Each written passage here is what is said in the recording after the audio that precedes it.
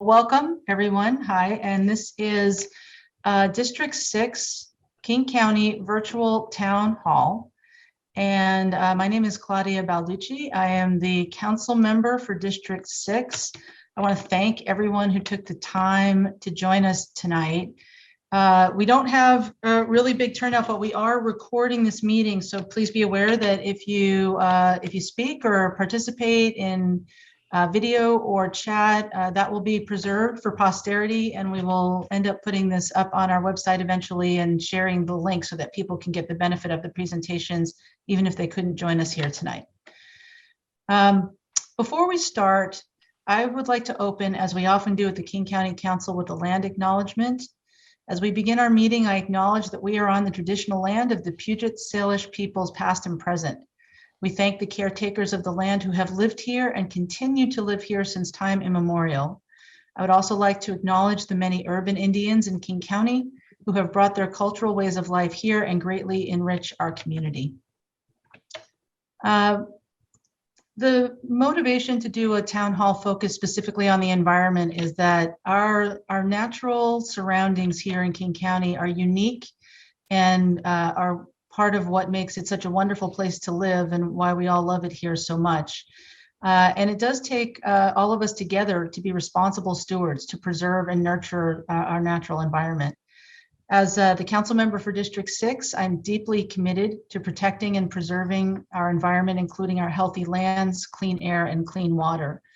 I know that the residents of District 6 share this commitment. I hear from constituents often about your passion for protecting what is green, beautiful, and healthy for our communities and future generations. Although this is a town hall targeted for my constituents in District 6, of course, everyone is welcome. And if you live somewhere else in King County, I hope that this is relevant to you as well. It did occur to me that many people may not be aware of all the things that King County does to protect and nurture our environment.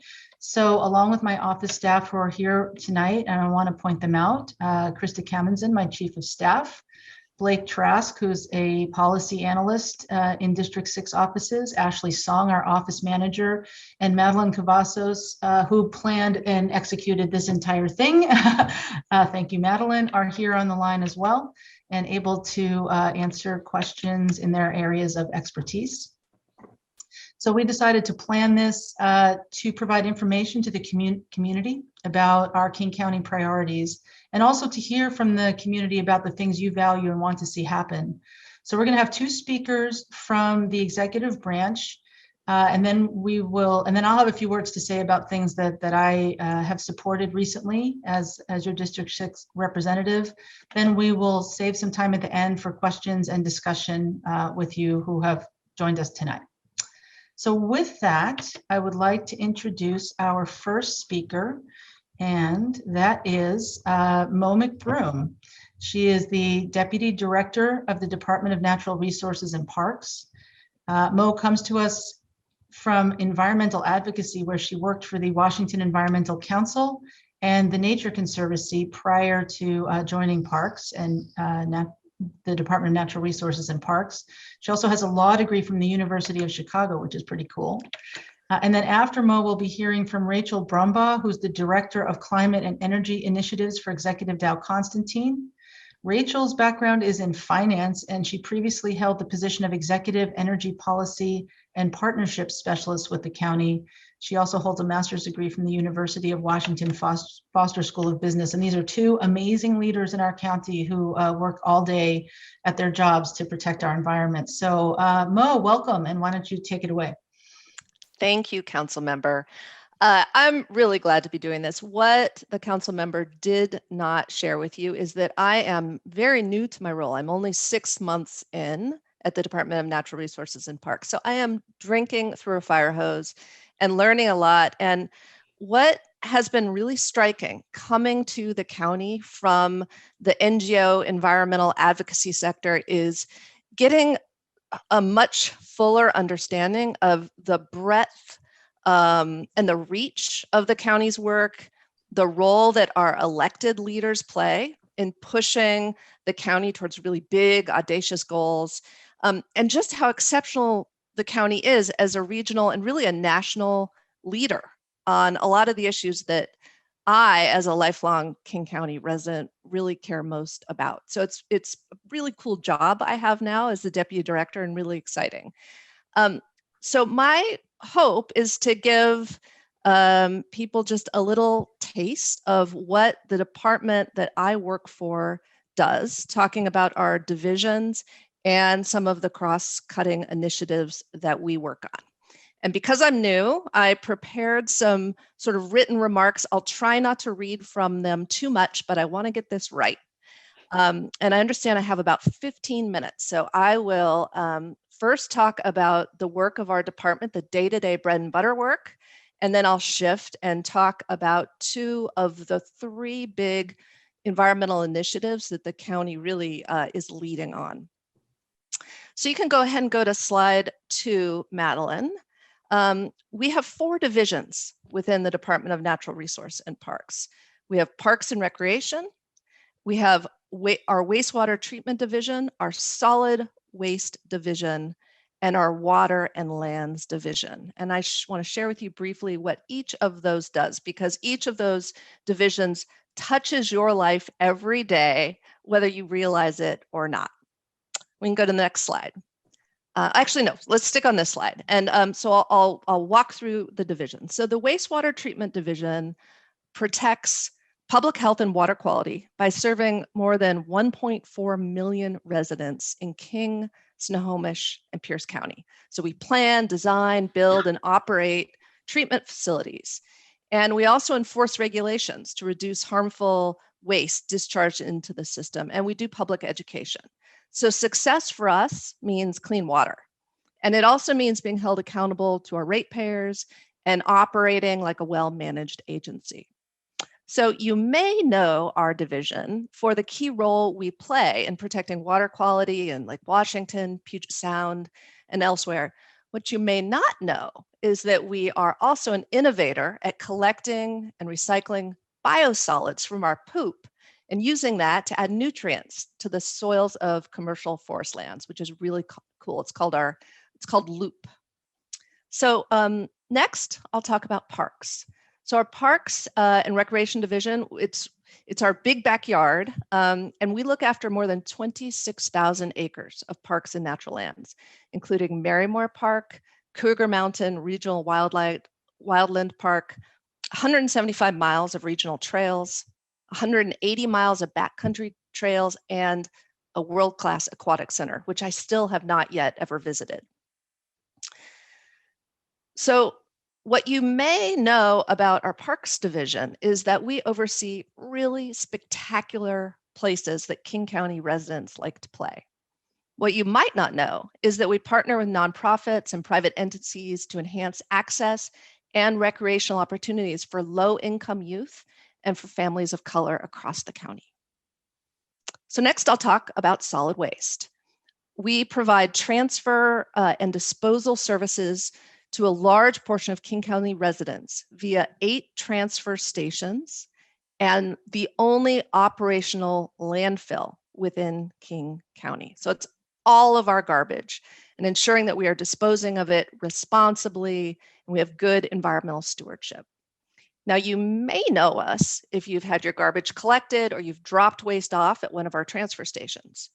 You may not know that we are a leader in promoting and advocating for regional and statewide expansion of recycling and waste prevention. And we've really championed some of the most audacious recycling programs in the country. Finally, I will talk about our Water and Land Resources Division. And this division does a lot of different things, protecting public safety and nature throughout the county. We run comprehensive programs for flood hazard reduction, tackling toxic stormwater runoff, water quality testing in all our lakes, land acquisition and management, protecting disappearing agricultural lands, and habitat restoration. Now, you may know us at Water and Lands if you are a fan of our region's salmon and you follow our salmon recovery efforts. You may not know that we just met our goal, along with many partners across the county, of improving habitat greening communities and sequestering carbon by planting 1 million trees. And I know Rachel will talk about that a little bit later. That's really exciting. So that is our bread and butter work as a department, but it's not enough. And Madeline, you can go to the next slide. With rapid population growth, development, affordability issues, and climate change, we've got to constantly be working to break down silos, achieve better results, and use every dollar more wisely. And that's why, following on our history of being at the forefront of environmental leadership, we are embracing 3 really bold initiatives to accelerate our actions. First is our Strategic Climate Action Plan, which you will hear more about later when Rachel presents. The next is our Land Conservation Initiative. And then finally, our Clean Water and Healthy Habitat Initiative. So I'm going to talk about land conservation and clean water, and then I'm going to kick it over to Rachel. So Madeline, go to the next slide. Land conservation. Over the next 10 years, another 180,000 people are expected to move into King County. That's about 50 new residents every day. As one of the fastest growing regions in the county, we risk losing to development the natural lands and green spaces that contribute to our high quality of life. Nearly a quarter of our population, particularly children and families who live in communities of color, don't have safe, convenient, healthy green space to play in. And they don't have the benefit of the proven physical and mental health benefits that those green spaces provide. So from these challenges was born the Land Conservation Initiative. Through a regional dialogue between King County, cities, businesses, farmers, environmental partners, and many others, we've created a strategy to preserve our last and most important natural lands and urban green spaces. So we're taking a series of accelerated actions to address the rapidly shrinking open spaces in the face of climbing land prices. We've always worked to conserve special places, so it's nothing new, but what we are doing is accelerating and trying to really finish the job in a single generation.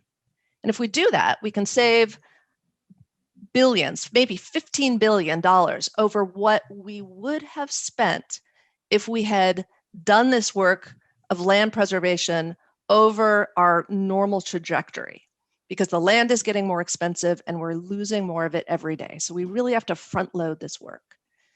So we have a very bold goal of protecting 65,000 acres in 6 land categories. So there's urban green space, trails, natural lands, river corridors, farmlands, and forests.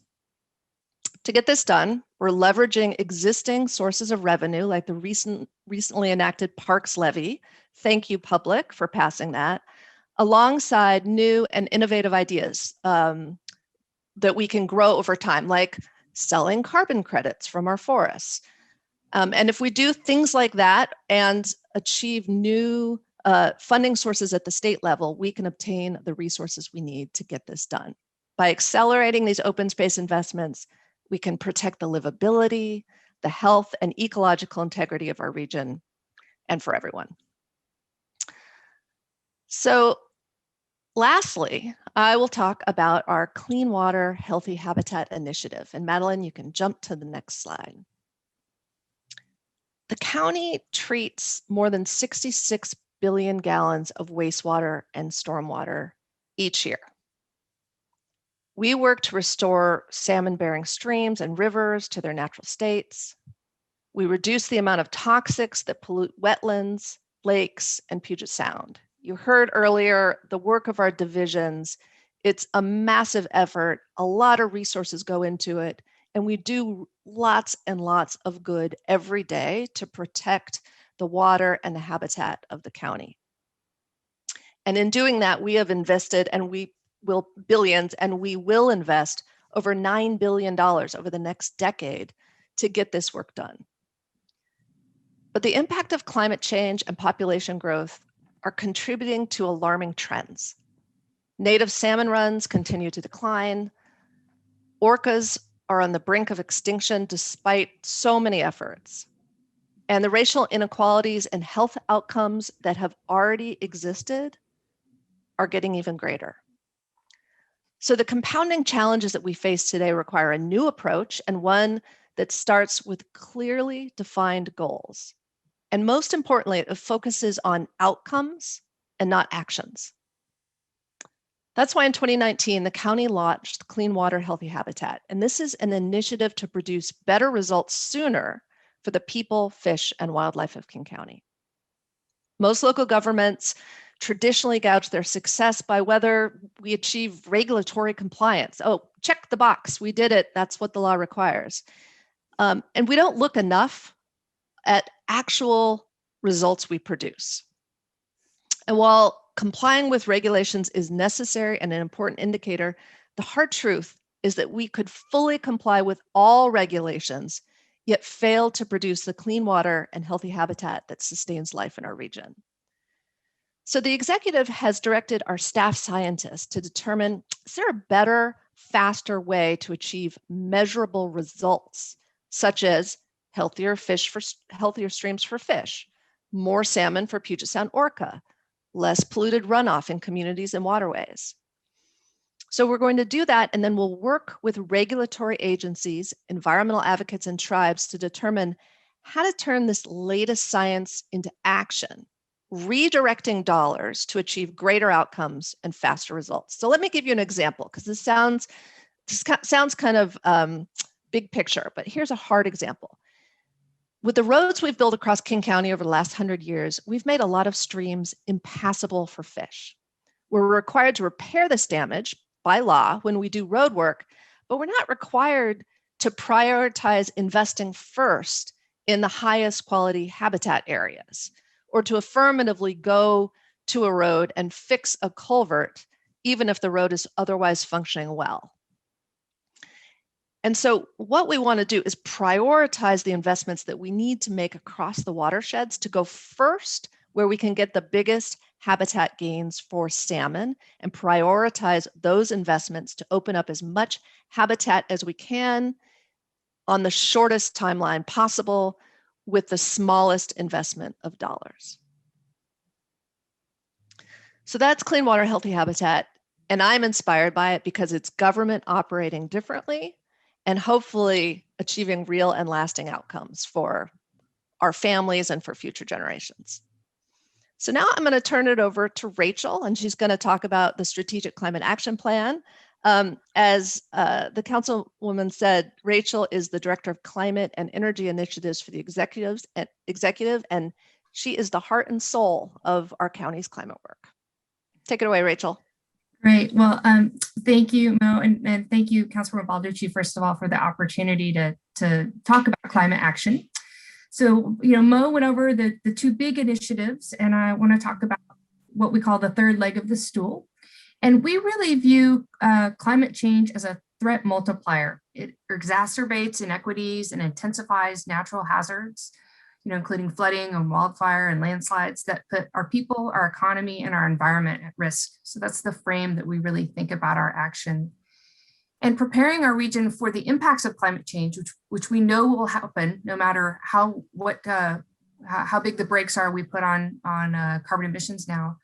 But preparing our region produces both immediate and long-range benefits. It reduces the damage to homes and businesses and infrastructure while protecting human health, improving water quality, which we heard about, and supporting salmon recovery, which is so important to our other work. So we are guided, I and my team are guided by the Strategic Climate Action Plan, which is our blueprint for policy and investments to reduce carbon emissions, lead with climate justice, and prepare for the impacts of climate change. So next slide, please, Madeline. So first, I want to look at some accomplishments from the 2015 Strategic Climate Action Plan. So King County exceeded many of its goals established in the 2015 plan, particularly in reducing greenhouse gas emissions and energy use by county operations and continuing to focus 98% of new growth in urban areas. If you think about how that fits with the land conservation, that's a really important metric to watch. I've got other highlights up here, including from top left, positioning King County Metro Transit as the nation's leader in transitioning fleets powered by clean, renewable energy. You may have seen some of those near Bellevue Community College. We have some battery electric buses that operate there. To prepare for sea level rise, we strengthened land use codes and developed adaptation strategies to address that, again, protecting property and humans. We planted 1 million trees. Mo mentioned that a little bit earlier. We actually planted them ahead of schedule. And it wasn't just King County. We created a partnership that planted these trees throughout King County.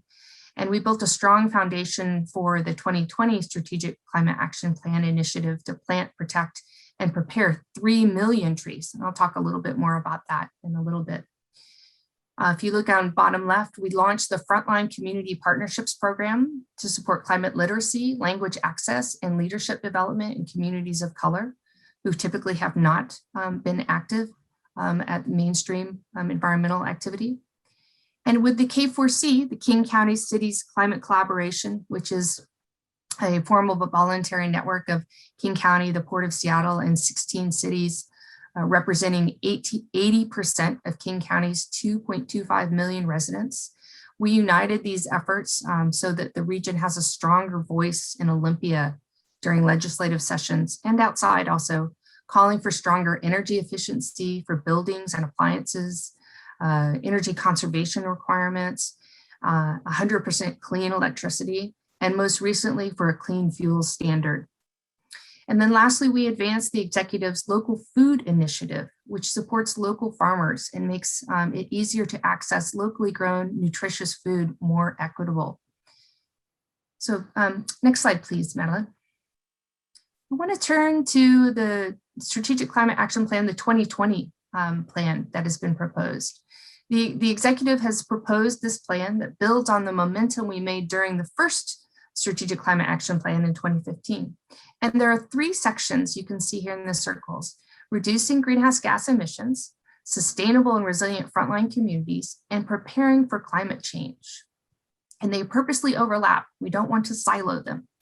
In the reducing greenhouse gas emissions section, the 2020 SCAP has targets to reduce our reliance on fossil fuels, accelerate the transition to clean, renewable energy, and work with community partners to reduce greenhouse gas emissions at a region-wide scale. All of these targets support the county-wide goals to reduce emissions by half by 2030 and 80% by 2050. There are also actions to support reductions in King County's emissions 50% by 25 and 80% by 2030. And that's King County government operations emissions, just to be clear. The 2020 Strategic Climate Action Plan adds a new section, which is the Sustainable and Resilient Frontline Communities. And that is a community-driven framework for addressing climate change targeted to communities that are disproportionately impacted by climate change. The goal is to ensure that frontline communities have the knowledge, the skills, the resources, the capacity, and the social and political capital to prepare for the impacts of climate change and to equitably recover, adapt, adjust, and thrive in a changing climate. Really interesting and innovative way to develop a section. We invited 22 members from communities throughout, primarily South King County, to co-develop with staff these goals and priority actions. We don't have a lot of time to go over them today, but if you want to see more detail, please go to our website that outlines the SCAP and you can see them. We will promote an equitable transition to a green economy by partnering with the communities, labor, educators, and employers to build pathways to leadership opportunities and economic well-being, especially for those who have been underrepresented. And that's a key goal of the Sustainable and Resilient Frontline Community sections. And we will continue to elevate the voices of frontline communities to shape community-driven climate policy and actions that address the root causes of climate equity. And not just in the sustainable and resilient frontline communities sections, but throughout all of the SCAP. We are committed to lead with climate equity on the implementation of policy and priority actions. And then if we're preparing for climate impacts, the SCAP presents, the Strategic Climate Action Plan presents a robust plan for preparing for these impacts. We can achieve multiple benefits while preparing our region for climate impacts, reducing the damage to homes and businesses and infrastructure while protecting our human health and improving our water quality and saving and recovering, as we talked about. So next, I want to go to some slides to talk about just some target actions and priority actions that we have. You'll note here, thank you, Madeline. You'll note here that we have operations are either listed in county operations or county-wide operations. I mean, county operations, we mean what the county can do in its own portfolio and its own resident services that we provide. And county-wide is much broader. It encompasses all of King County and the emissions that residents and cities and businesses put together. So just two different scales, acknowledging that the county-wide scale is much larger than county operations. We are a big entity with a lot of things that we do, including wastewater and transfer stations and lots of other things, but it really is not the hugest part of our overall county-wide emissions. So I just want to talk about some of these highlights and actions. So on the county operations side, the Strategic Climate Action Plan includes strong commitments to reduce fleet vehicle emissions in support of our strengthened 80% by 2030 county operation greenhouse gas emission reduction target, with a major focus on vehicle efficiency and electrification. So we're looking to electrify not only our bus fleet, but the cars that we drive around to provide services. For energy focus area, the overarching goal is to reduce energy and fossil fuel use in the built environment and increase the use of clean energy supplies and technology. So this means continued investments in energy efficiency, which we've done really well on, and renewables, with a new focus on phasing fossil fuels out of county operations. We will implement the highest green building standards as possible, including a target goal of 20 net zero or living building projects by 2025. We had a goal for 10 in our last Strategic Climate Action Plan and reached that, and very, very proud of that. We will also partner with frontline communities and other stakeholders to develop and implement an equitable green jobs strategy. That's we're looking for some resources to fill that now. Mo is actually hiring soon for that role, but we certainly will work on with our communities for input and to make a very broad pipeline for equitable job development.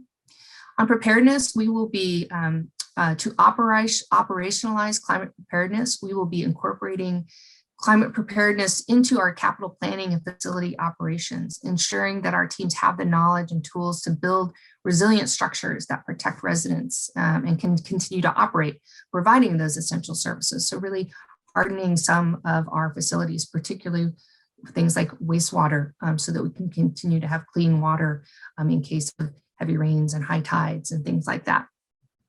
And lastly, we will continue to convene and lead efforts for regional preparedness, knowing that the impacts of climate change don't stop at county lines, and acknowledging that we can learn from our peers who are also doing the similar work. So next slide, Madeline, please, last slide. So then I want to go over just what some of our countywide actions are. And of course, many of these actions rely on partnership with multiple stakeholders, including residents and cities and businesses and organizations. So we play somewhat of a different role sometimes on this. For transportation and land use, we really are focusing on supporting transit and urban center growth as part of the strategy to reduce car trips in the vernacular, vehicle miles traveled. So reduce car miles traveled. Transportation is one of the largest greenhouse gas emitter and pollutants in our county, so that we really need to work to make sure that we can provide safe and fast transit and work with our cities on land use to ensure that we've got dense, transit capable and walking and biking capable cities, which also has the flip side benefits of leaving land for forest and farm and recreation. For green buildings, we are seeking to update commercial building codes in unincorporated King County for new construction. These are something that we are seeking to phase out the use of fossil fuels in new construction, and which preserve health and also result in lower operating expenses over the lifetime of the facility. Reducing emissions in the built environment includes partnering to develop efficiency programs. We are also developing and will propose to the County Council later this year a new commercial property assessed clean energy and resiliency program that can help building owners and developers access low-cost capital for efficiency, renewable energy, and resiliency, like seismic retrofit improvements. So that's something I'm actually really excited about, and I'm helping to lead on that. The countywide goal for the focus area on which we call consumption and materials management is to achieve a circular economy whereby waste is minimized through prevention, reuse, and recycling, and materials stay in use longer. So that is our zero waste of resources and zero edible food waste goals. Actions that we're going to take for that are to prioritize food waste reduction strategies, such as increasing food donation, and also continuing recycling improvements at county-owned transfer station. The last greenhouse gas emission focus area is forest and agriculture. And our key goals there, in addition to promoting the land conservation initiative that Mo talked about, are to plant, prepare, and protect 3 million trees. And it doesn't mean we're going to plant 3 million more trees. We're just really going to work on land protection, forest restoration, while still planting trees where they're needed. And this has goals of increasing carbon sequestration, as in addition to habitat, and just being part of the life that we like out here and part of the beauty. And I think Mo spoke a little bit more about that, but we are seeking to commit $25 million for open space opportunity sites that have an equity lens on them. And that, of course, is part of our work to lead with climate justice. And last, but certainly not least, we are seeking to continue to support environmental justice communities and leaders to engage and bring their experience as we roll out these programs, not keeping it just in the sustainable and resilient frontline communities, but through all parts of the Strategic Climate Action Plan. And then, of course, we want to do work to continue to reduce climate risk equitably, and that's for all, to ensure the health and safety of all residents. So one example of that is our emerging research on heat islands. We'll be using that data to help plan the tree planting that we're talking about in the 3 million trees, and also metro improvements, for example, for bus stations in areas that might be subject to high heat in the summer and don't have tree canopy or other type of canopy like that. So those are just some of the highlights of the SCAP. There's a lot in the SCAP, a lot more than this. And I encourage you to look at that if you're interested. But again, I want to thank you for your interest in that. And I'd like to pass it back over to Councilmember Balducci to speak about some of the work that she's been doing. Thank you so much, Rachel and Mo. Really appreciate all that good information. And I know that you're just dipping your toe into so much of what's going on, but I think that was really effective at meeting the goal we were trying to meet tonight, which was to help educate the public on some of the vast amounts of work that is going on at King County in the area of protecting our environment. So thank you both so much for your presentations. Right now, you'll see on your screen some contact information for myself and Madeline, our community liaison. So we'll also put those in the chat. And I think that the attendees know how to reach me. But if you have questions you want to follow up with after the meeting, please feel free to use that. And let's turn off the sharing for a moment so that we can talk. And I'm going to actually, I had unspotlighted myself, and so I'm going to spotlight there. Well, just briefly, one of the things I like to do at each town hall is to report back to the community on specific projects and things I've been working on as your representative. And so just hitting some highlights of recent events since we were able to have in-person town halls prior to COVID. Starting with land conservation, and you've heard about sort of the larger overarching programs, but within that, I was proud to be the prime sponsor and the legislative champion for the county's renewal of our parks levy.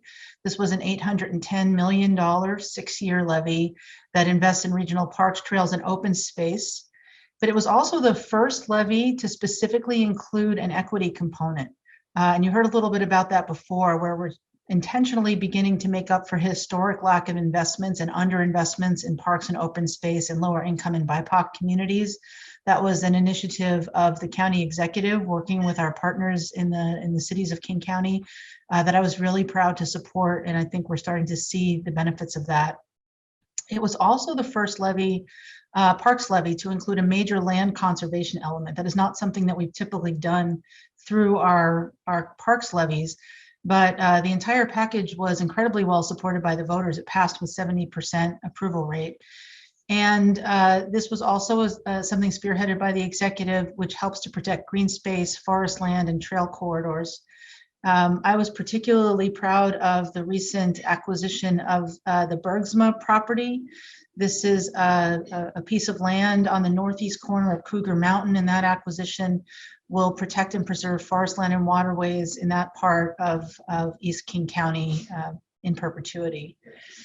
We also invest in open space through our conservation futures tax. This has been a standard of land conservation in King County since 1982.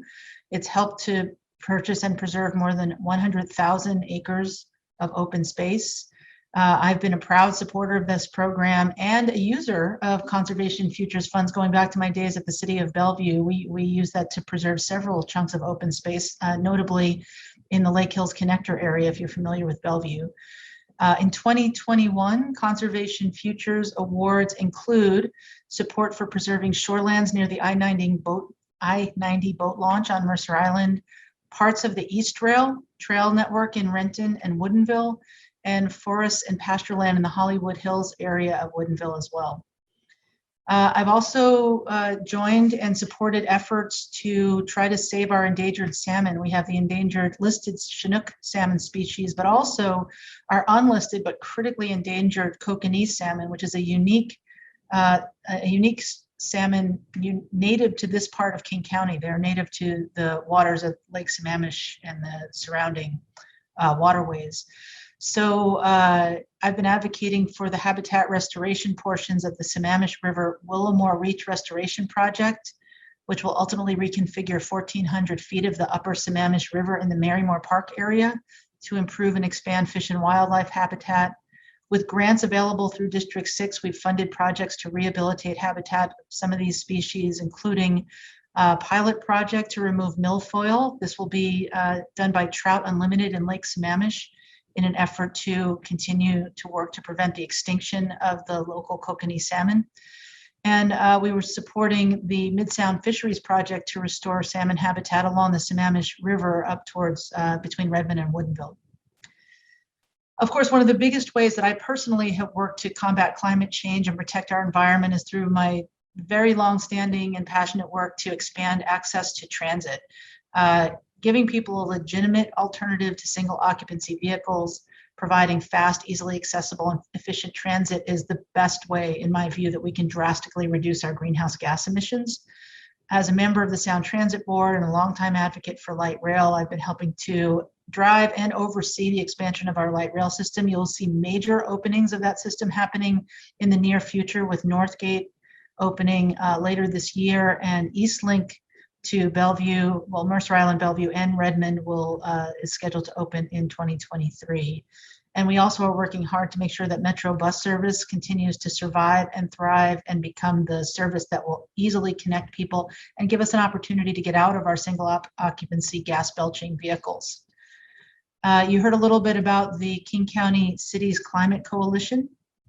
As part of that work that Rachel spearheads, with the advocacy of local community activists who really want to do what they can to combat climate change, I was really proud to sponsor the creation of a climate action toolkit. It's done now and available that will allow local jurisdictions that might not have the staff or the ability to do their own studies and create their own plans, but it will allow them to easily take an inventory of their localized drivers of carbon emissions and create their own tailored climate action plans. I've been speaking to cities in my district and sharing it with cities outside the district, and there's been a lot of interest, and hopefully that will result in more local activity, which added up together can really move the needle.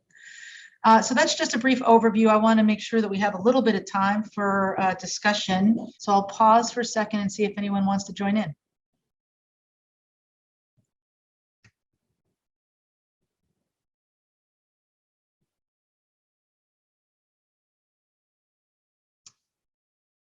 All right, hearing no questions. I feel like I have the gavel. Hearing none, please remember again that you can reach us at claudia.balducci@kingcounty.gov or madeline.cavazos@kingcounty.gov.